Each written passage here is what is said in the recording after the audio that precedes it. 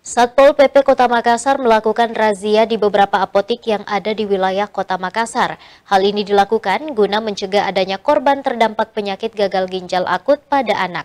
Sesuai perintah dari Kementerian Kesehatan yang melarang sementara penjualan obat cair atau sirup.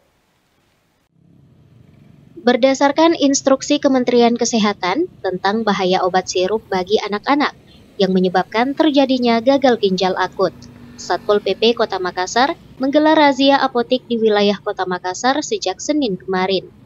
Hal ini dilakukan guna mencegah adanya korban terdampak penyakit gagal ginjal akut pada anak. Kasatpol PP Kota Makassar Ihsan NS akan terus melakukan koordinasi dengan Dinas Kesehatan Makassar untuk menghimbau apotik guna tidak mengedarkan atau menjual obat sirup yang dilarang tersebut. Ya, langkah ke depannya tentu kita terus melakukan pemantauan di apotek-apotek.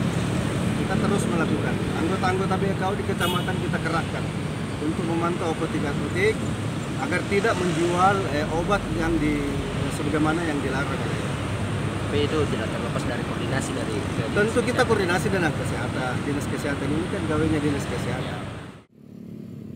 Diketahui Kementerian Kesehatan Republik Indonesia mengeluarkan peringatan melalui surat edaran tentang kewajiban penyelidikan epidemiologi dan pelaporan kasus gangguan ginjal akut pada tanggal 18 Oktober 2022 lalu.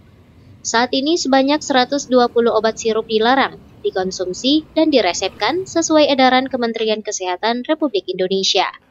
Rusma Wandirara, Celebes TV.